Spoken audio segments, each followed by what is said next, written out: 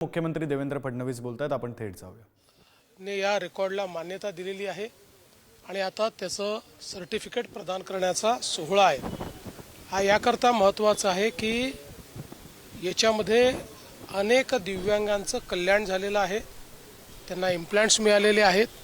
त्यामुळे याला एक खूप मोठा सामाजिक आशय आहे आणि म्हणूनच अशा प्रकारचा कार्यक्रम असल्यामुळे आम्ही सगळे या ठिकाणी आलो होतो.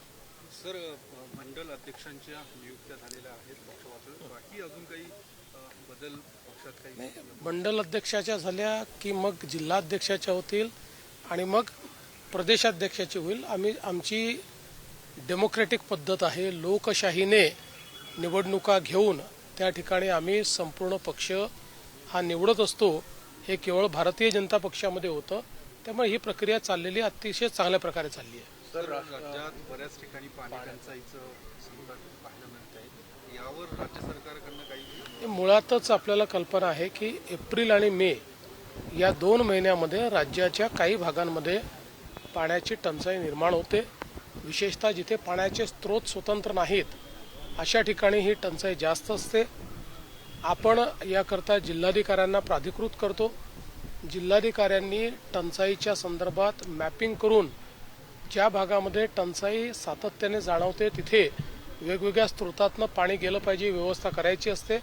आताही आम्हाला काही तक्रारी मिळाल्या तर आम्ही त्या जिल्हाधिकाऱ्यांकडे पाठवतो आणि टंचाई दूर करण्याचा आपण प्रयत्न करतो. सर, भाषा सल्लागार समितीचे अध्यक्ष यांनी हिंदी भाषेच्या संदर्भात आपल्याला एक पत्र दिलंय.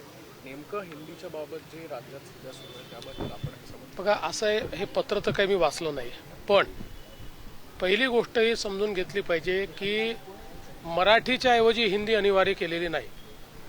मराठी अनिवार्यच आहे, पण नवीन शैक्षणिक धोरणामध्ये 3 भाषा शिकण्याकरता त्या ठिकाणी संधी दिलेली आहे.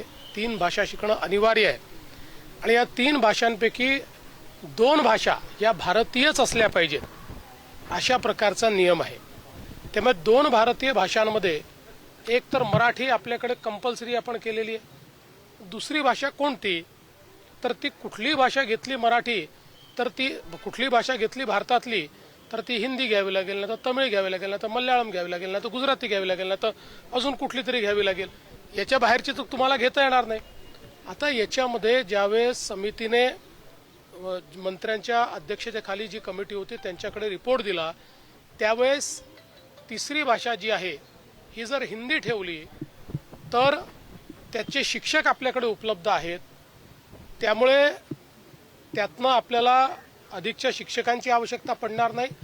इतर भाषा ठेवल्या, समजा मल्याळम ठेवली, कन्नड ठेवली, गुजराती ठेवली तर त्याचे शिक्षक उपलब्ध नाहीत आणि म्हणून कुठेही अतिक्रमण नाही.